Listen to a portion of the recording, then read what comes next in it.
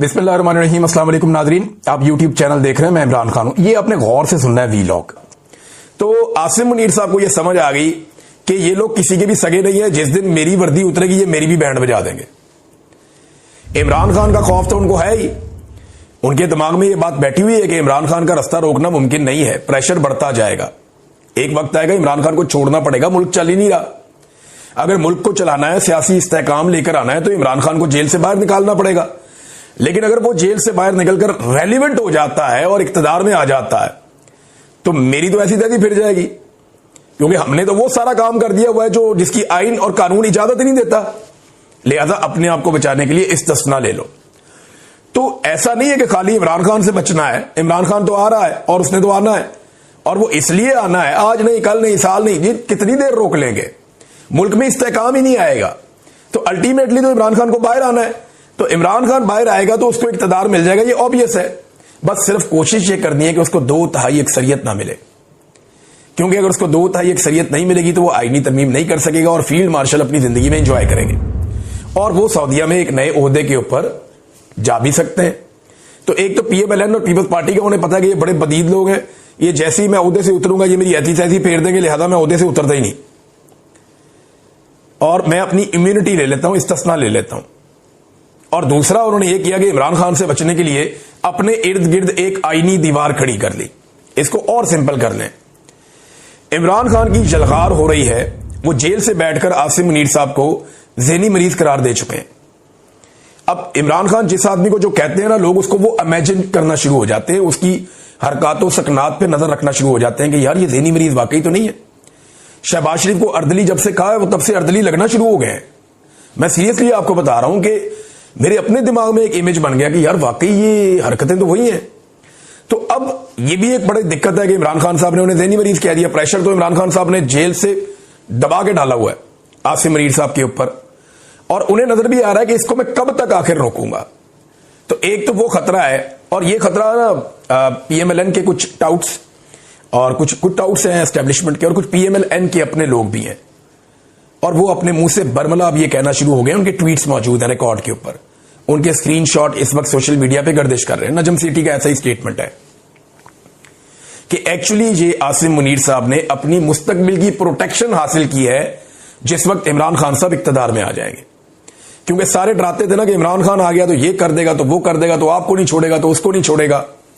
हालांकि इमरान खान ने कहा भी कि मैंने किसी से बदला नहीं लेना, मैं अपने मुल्क की खातिर बात करना चाहता हूं। लेकिन ये सारे डरे हुए हैं, सहमे हुए हैं। अब जिसके दिल में चोर हो वो डरता ही है ना, हर आदमी तो नहीं डरता। मैं एक मीटिंग में था कल, जर्मनी में आया हुआ था फ्रैंकफर्ट में, तो वहां पे बहुत सारे लोग थे। मैंने उनसे पूछा, मैंने कहा आप में से किसी को इस्तिस्ना चाहिए? तो पूरे हॉल ने कहा नहीं चाहिए। तो मैंने उनसे पूछा कि आपको क्यों नहीं चाहिए?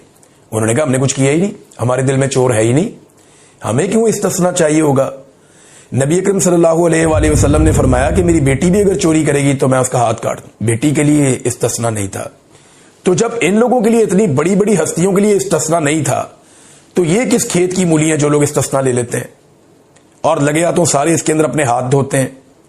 अभी पता चला है कि तजवीज आई है कि जो सदर पाकिस्तान है, वो जो एक दफा सदर बन गया, उसको ताहयात इस्तिस्ना दे दिया जाए, यानी उसके ऊपर पूरी जिंदगी में फिर कोई केस नहीं बनेगा, और इसका अब इसके ऊपर जो है वो अमल दरामद कर दिया जाए।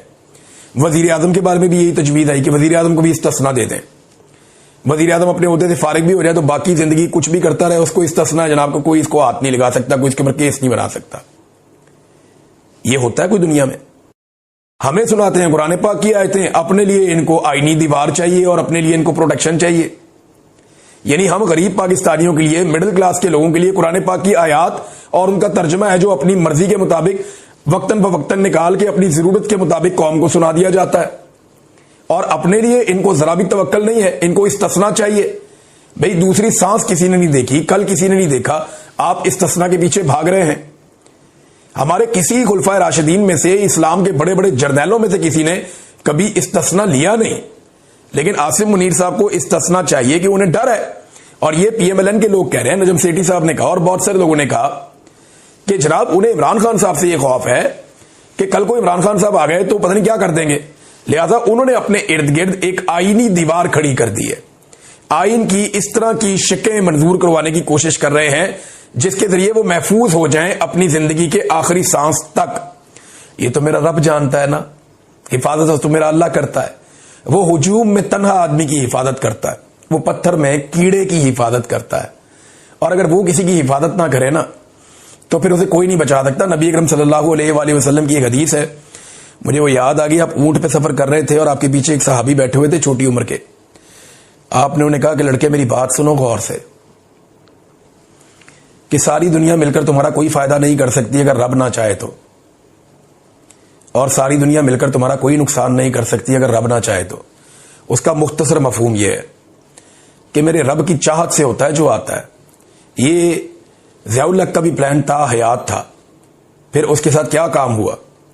ये ता हयात किस्म के वाहियात प्लान पाकिस्तान में बहुत दफा बने, हमने बहुत बनते हुए देखे। और नई कमांड पोस्ट का एक कयाम कर दिया गया, एक नई कमांड पोस्ट बना दी गई। यानी ये इख्तियारात जो है वो अब आर्मी चीफ को मिल गए हैं। ये वाले भी वजीर आजम चीफ ऑफ आर्मी स्टाफ, जो बैक वक्त चीफ डिफेंस फोर्सेज के तौर पर भी खिदमत सर अंजाम देंगे, की सिफारिश पर नेशनल स्ट्रेटेजिक कमांड का कमांडर पाकिस्तान आर्मी के अफसरान में से तैनात करेंगे और इसकी तनख्वाह और मुराद का तयन भी वज़ीर आज़म करेंगे।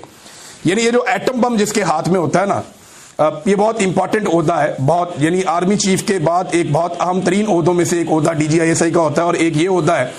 और ये ओहदा होता है नेशनल स्ट्रेटेजिक कमांड का, कमांडर के जो कमांड होती है उसका ये ओहदा होता है। उसको भी आर्मी चीफ ने अपने हाथ में ले लिया कि उनकी अप्रूवल के बगैर या उनकी तजवीज के बगैर या उनकी सिफारिश के बगैर वजीर आजम किसी को तैनात कर ही नहीं सकता। ये बंदा वजीर आजम अपनी मर्जी से नहीं ला सकता। ये इख्तियार भी आर्मी चीफ ने अपने पास रख लिया और उसकी तनख्वाह और मुराद का तयन भी वजीर आजम करेंगे। अच्छा, नंबर 3, इसमें एक और बड़ी इंपॉर्टेंट चीज है कि आला फौजी रैंक रखने वालों के लिए उम्र भर की मुराद, यानी जिनके आला फौजी रैंक्स है ना, जैसे फील्ड मार्शल हो गया, जैसे इस किस्म के और अहदेदार हो गए, इनकी जनाब जो मुराद है इनको सारी जिंदगी मिलती रहेंगी, वो खत्म नहीं होगी। जब तक ये जिंदा रहेंगे इनकी मौजें लगी रहेंगी, इनकी तनख्वाहें, इनकी ये चीजें सारी इनको मिलती रहेंगी, मुराद इनको मिलती रहेंगी। फिर वो अफसरान जिन्हें फील्ड मार्शल का ओहदा दिया गया हो या marshal of the air force का ओहदा दिया गया हो या एडमिरल ऑफ द फ्लीट के ओहदे पे, अच्छा ये ओहदे नॉर्मली मिलते नहीं होते। फील्ड मार्शल का ओहदा ये जंग के बाद मिलता होता है। अगर किसी को आइंदा किसी आर्मी चीफ को फील्ड मार्शल का ओहदा चाहिए होगा तो उसे एक जंग करनी पड़ेगी पाकिस्तान की किसी मुल्क के साथ, या तो अफगानिस्तान के साथ जंग कर ले। अब इस ओहदे के अंदर इतनी पुरकशिश चीजें रख दी गई हैं, पहले मैं आपको बता दूं है क्या, फिर आपको बताता हूं कि जंग क्यों करनी पड़ेगी आने वाले आर्मी चीफों को। अच्छा, इसमें वो कहते हैं जी तरक्की दी जाएगी, अपने रैंक, मुराद और यूनिफॉर्म ता हयात तक इनके बरकरार रहेंगे। और इसमें जो सहाफियों के साथ किया जा रहा है पाकिस्तान में, जो खवातीन के साथ जुल्म किया जा रहा है, खासतौर पे एक साबिक वजीर आजम है जो उसके साथ और एक पॉलिटिकल पार्टी के साथ किया गया, जैसे इंसानी हकूक की पामालियां हैं, आवाज़ों को दबाया जा रहा है, मीडिया की आवाज़ों को दबाया जा रहा है और पूरे मुल्क को एक कंट्रोल जैसी सूरत हाल में रखा हुआ है। और पाकिस्तान